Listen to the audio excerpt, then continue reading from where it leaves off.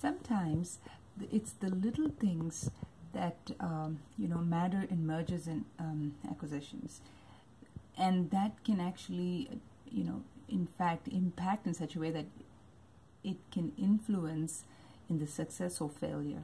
These little things matter. What started out as little things, if it's not given importance, it grows really big into a lot of confusions.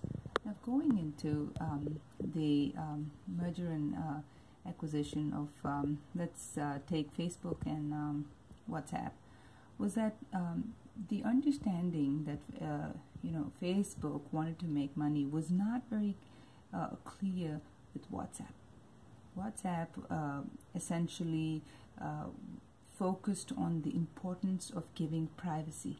As you can see that when we do our chats, we don't see any advertisements. You don't see any marketing strategies used for marketing products. You don't see anything, and that's one thing that they wanted to create. And one of the things that they focused on throughout their entire creation of the product was to create this clean, private chat window. And they gave a lot of importance to encryption. Facebook's CEO was very fascinated with that. In fact, he even said, on the day the WhatsApp C-level executives turned in their resignation and he was wanting to thank them, he said that he learned a lot of, encryption from them. So they thought that that was their focus. Meanwhile, after a point of time, when WhatsApp insisted that they run some ads during their chats and everything in WhatsApp, that didn't sit well. That was not where they were wanting to go, and they resisted that. Lots of times the company that is taken over, rather, they may not want the compromise of their privacy and other things, and this happens because of they say mismatched priorities or maybe poor communication. And what happens is when this is not clear over a period of time, that reflected frustration that things are not clear is shown in different ways. They start having arguments over the most easy to fix things, perhaps among the priorities. I'm not saying that they're all easy as a blanket statement, but that could be perhaps be fixed through better communications. But they make even the little things into a big deal. Like, for instance, like they said, they had trouble with the way the bathroom doors didn't fall down all the way to the ground, and then they had problem with the kind of desks and the cubicles and everything.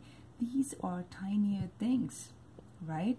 They're like we said, for the bathroom doors to reach the floor, it's a thing that can be done.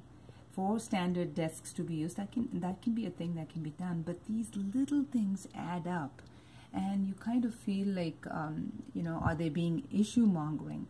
The issue mongering is not these things. These things can be tweaked and fixed and everything.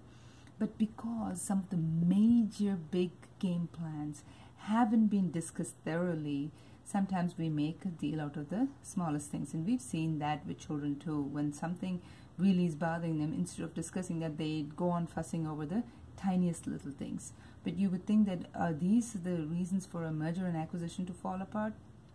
It happens. The ultimate thing was when the whole privacy of information and the data breach became a predominant concern for these C-level executives. They simply could not handle it anymore. Although they didn't make that as public, that was the time they said they gotta go and go separate ways, and they took their part of their monies, which is I will send you the article which will tell you exactly the dollar figure of what they took, and they had to leave because that was something that was a big no-no for them. They did not want to operate at that level of confusion as to what the business model was. What is it that they commonly agreed? And so this is a thing that I was discussing with a team that we have developed that talks about the importance of transparency. C-level executives and especially people on the top of the leadership rung, if they are not clear and transparent about what is it that they're going to use as strategy, what is it that they're going to use as the business model that will continue after the merger, if it's not clear, then what happens is this leaves a lot of toxicity in the environment.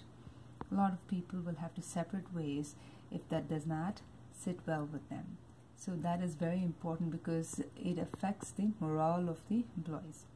Another thing is, if like we were talking yesterday, if employees will have to vouch for their own position, because when a merger happens, how important is your position in the organization is not going to be vouched for by someone else, but by your own self. When you have to market your own self, that becomes a huge thing. There's only up to a point that you will do it without being attached to yourselves. A lot of times we get too hung on with our talents and skills that we're not able to separate ourselves from them.